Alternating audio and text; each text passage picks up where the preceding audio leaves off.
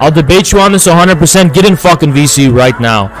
Get in fucking VC right now. Get in my fucking VC now. Get in VC right now. Get in VC right now. We're gonna debate it right now. Right now.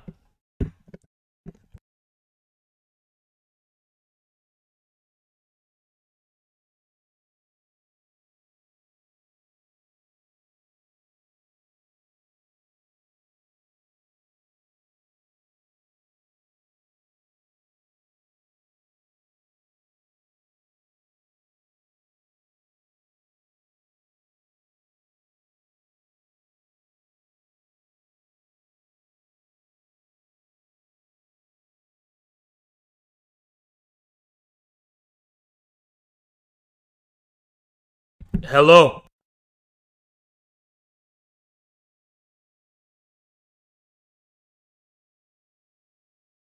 Hello.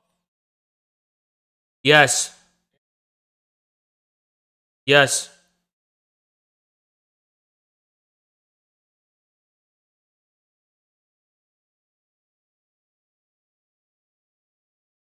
You came to debate it, not to see how I justify, so debate it.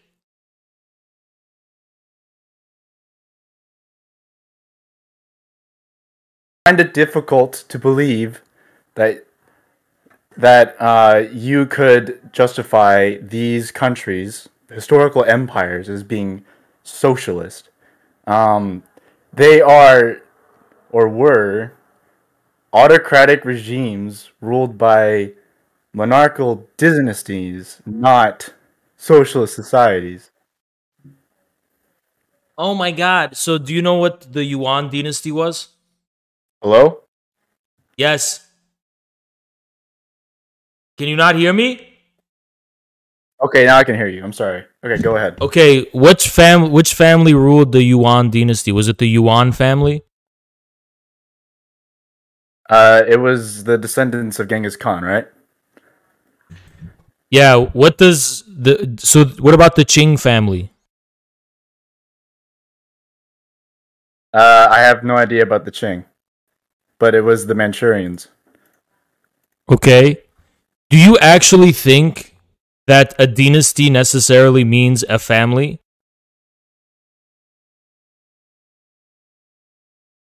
No, I don't. And I think that, especially in the Byzantine Empire, you could see that many dynasties that historians group together were not, in fact, families.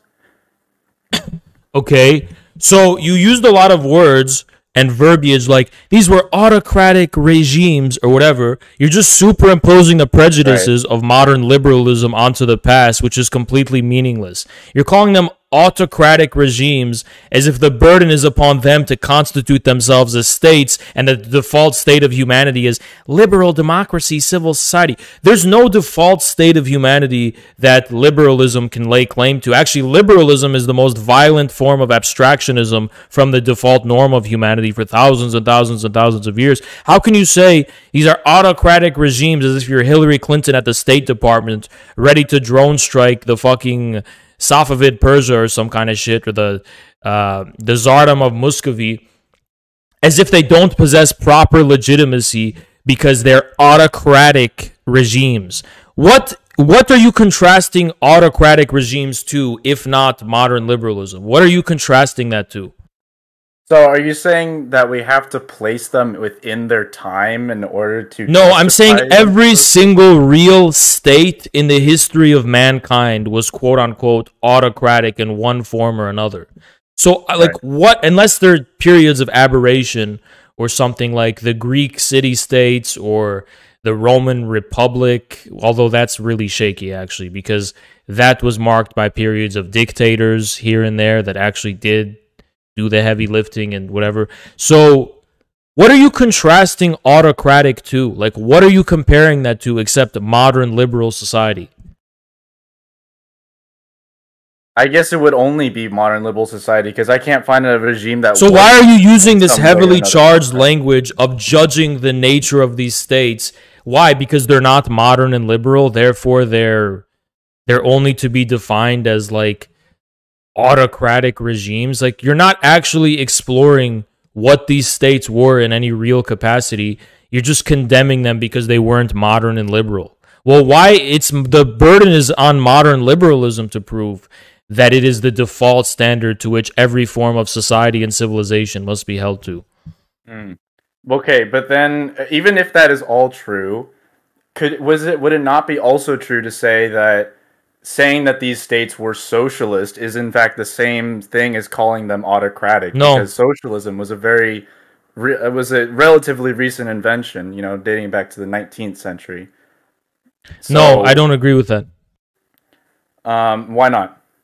Because socialism arises from modernity and the way in which modernity completely uprooted and destroyed the sociality that had priorly been taken for granted. So the abstraction of a common economic or social reality, or this common social reality that had to arise. Before communism and socialism, you didn't have the word for socialism or communism because it was taken for granted. There is some kind of common social bond that unites us. So communism and socialism specifically arises when there is specifically arises when the abstraction of sociality becomes intelligible. And that abstraction of sociality only becomes intelligible when it's somehow uprooted or challenged or universally alienated from individuals. And so specifically in the case of modernity, it's the specific relationship between the Mongol Empire or the Mongols as the hidden origins of modernity and who laid the hidden foundations of modernity. That's the reason I call these states, which are successor states to the Mongols, that's what they all have in common, as socialist or communist.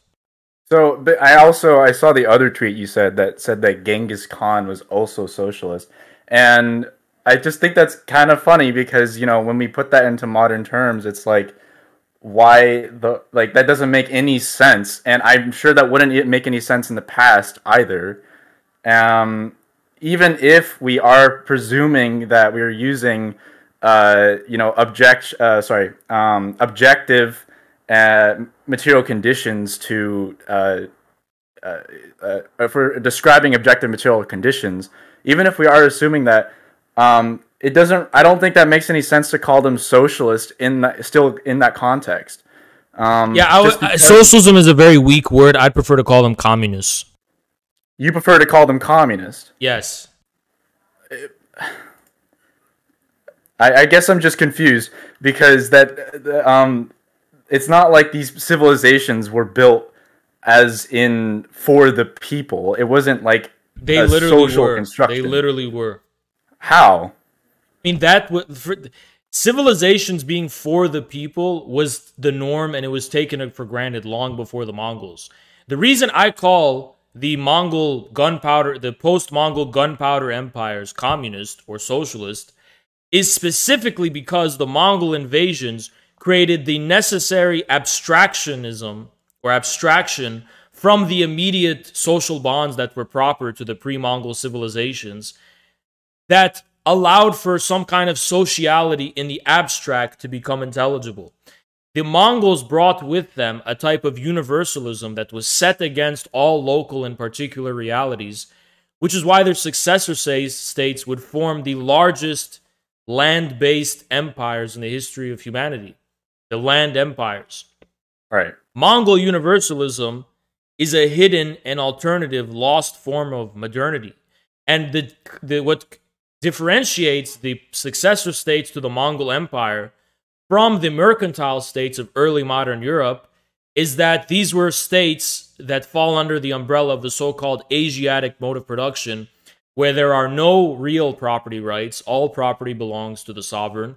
There is an economy that is oriented toward communal infrastructure projects and an economy that is, to an extent, even you could say planned for the common social communal purpose of the welfare of the people. These states differ from the mercantile ones in that as land-based states, they are based on an economy whose goal is not like at the making the abstraction of profit, but based on the production of concrete things like use values, for example. So that contrasts with the mercantile West, where the cycle of economic reproduction ends with the abstraction of money. The opposite is true in the Asiatic empires. Now, you could ask, why don't you just call every single pre-modern society socialist or communist? Yeah, I was about to ask that. That's true. But what makes the post-Mongol states, in my view, uniquely worthy of being called this, lies in the fact that the Mongol invasions represented a form of type of alternative modernity, paralleling the universalism and abstractionism of modernity. The only difference being that instead of this modernity resulting in something like modern capitalism, you had this same level of universalism and abstractionism leading to the determinate land-based empires, which are based on the production and accumulation of things and not numbers and abstractions, as in the case of mercantile societies. So, to me, all of these empires have, in a sense, their legacy has persisted, and the reason why communism has been successful in the states that have succeeded, these land-based empires, post-Mongol empires, is precisely because communism reinvented or rediscovered this lost modernity. All right, so you are justifying that the Mongols deserve the term socialist more so than the, let's say, like the Greek city-states or whatever, because they were larger than them? I'm not really sure. Could you re-explain that again? Nice DGG Destiny debate tactic. I didn't fucking say because they were larger. I specifically said because they abstracted all of these local civilizations and peoples and forms of production from their immediate sociality and subjected them to a form of abstract and universal sociality in the form of the Mongol state. The Mongol states, if you actually study things like the Yuan dynasty and all of the Mongol successor states, what the Mongols introduced to civilization was things like having definite territory, definite borders, things like having some conception of a truly universal state that is impartial to religious and ethnic differences. The universalism of the Mongols is not only comparable to the universalism of European modernity, it is actually the lost material basis of European modernity. Specifically, European modernity was just the kind of subjective articulation of the historical change that was ushered in by the Mongols.